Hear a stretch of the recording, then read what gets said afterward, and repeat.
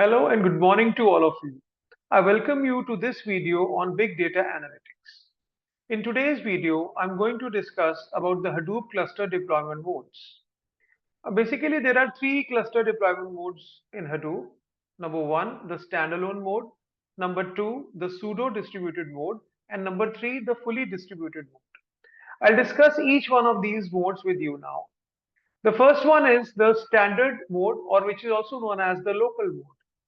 Now, this is the default mode of Hadoop where all components, that is your name node, data node, resource manager, node manager, they run on a single machine. But instead of using HDFS, it reads and writes data from the local file system.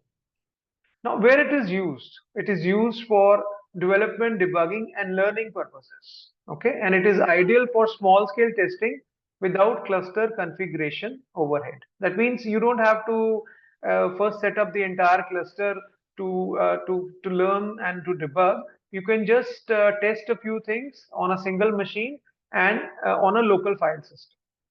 Now, what are the key takeaways in this? No distributed processing. It is easier to set up, and whatever you are testing is not realistic. It's just a demo sort of thing. It's a learning thing. The second one, that is the pseudo-distributed board, or which is also known as the single node cluster. That means you set up your cluster on a single machine and you use the distributed file system. Now, it simulates a distributed environment by running Hadoop daemons on a single machine with separate processes. That means you are actually using a Hadoop cluster, okay, the distributed environment cluster, but you are checking it on a single node, on a single machine. And you also use the HDFS for data storage, and it would allow you to test for the functionality of your cluster.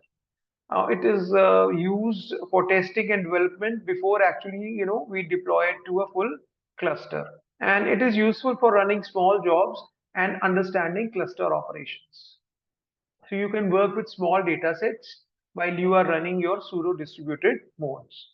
Now, what are the key characteristics here? That all the daemons, they are running on a single node. The daemons like name node, data node, resource manager, and node manager, etc. They are running on a single machine.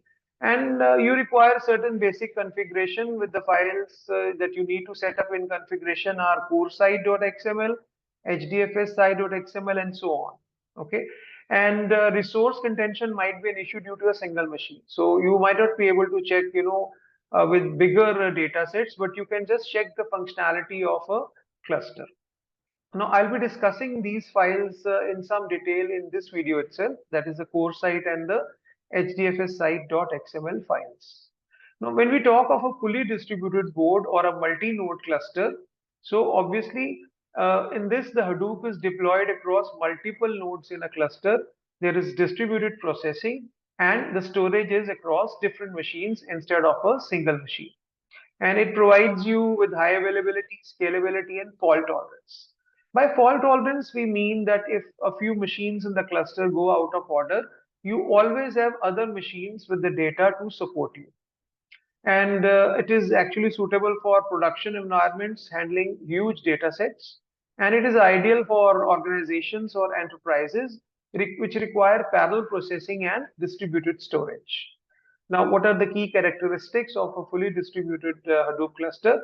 Is a cluster, it consists of the master node and multiple worker nodes. So the processes like name node and resource manager are running on the master node, whereas the data node and the node manager processes are working or running on the different nodes in the cluster, right? And it supports high fault tolerance and scalability, as I just discussed. And it would require these files for the cluster setup. I'll be discussing a few of these files in this video itself, the core site.xml, HDFS site.xml, and so on. Now let's take a comparison of these three different, deployment modes of Hadoop. Now, if we talk of the standalone mode, the number of machines that is required is one. In pseudo-distributed mode, we need just one machine, whereas in a fully distributed mode, we need multiple machines, right? And when we talk of data storage, the data is stored in the local file system in case of standalone mode, and it is stored in the Hadoop distributed file system in pseudo-distributed as well as the fully distributed mode. And if you talk of the processing mode, this single process in a standalone mode, multiple processes in a distributed mode, and distributed processes in fully distributed. By distributed, we mean that the processes are running on the different nodes of the cluster. Now, what are the use cases in each of these three deployment modes? The standalone mode obviously is used for learning and debugging. Pseudo-distributed mode is for testing and developing, right? So testing with the smaller data sets. And the fully distributed mode is for the production environment.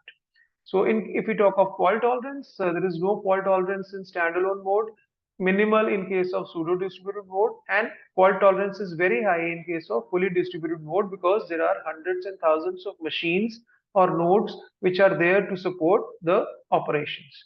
And configuration needed is minimal in case of standalone, moderate in case of pseudo-distributed, and a complex configuration is needed when we talk of a fully distributed mode. And by choosing the appropriate development mode, we can optimize Hadoop for development, testing, or production environments. So this was a comparison of the various Hadoop deployment modes. Now let me just take you through a few configuration files. Let's first discuss about the file, the core site.xml, a very important file, configuration file in the Hadoop cluster. And it contains configuration properties that Hadoop uses when starting up.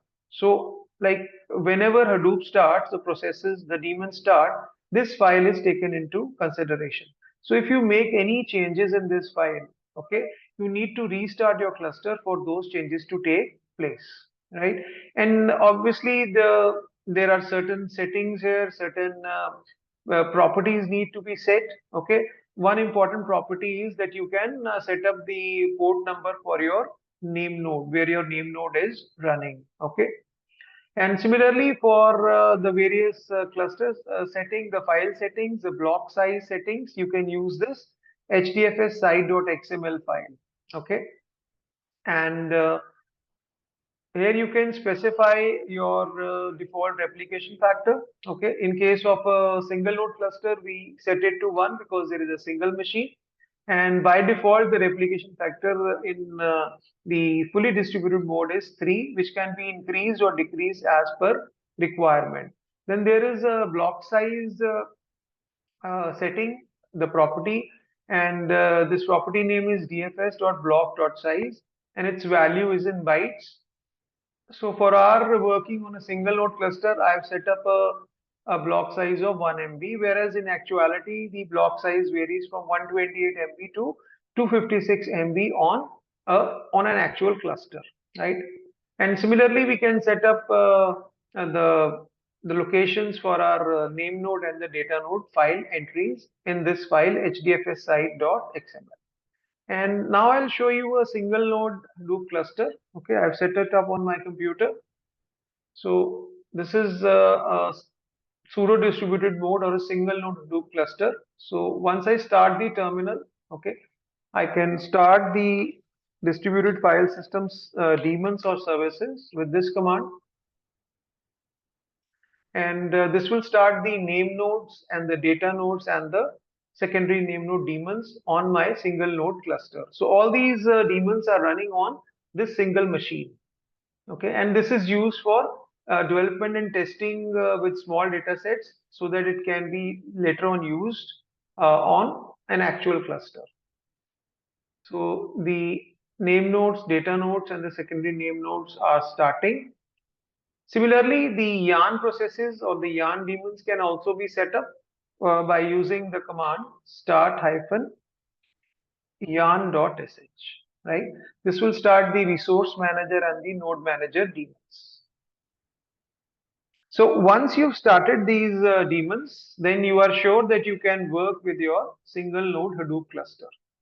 So I'll just show you that all the processes are running on the various ports by using this JPS command, that is the Java process status command, and it will tell us that all the daemons are running properly, and then we can work with our Hadoop distributed file system as well as any other processing commands, right? So this is all for today's video. In my next video with you, I'll be discussing the HDFS read and write commands with you. Thank you very much. Keep watching my videos.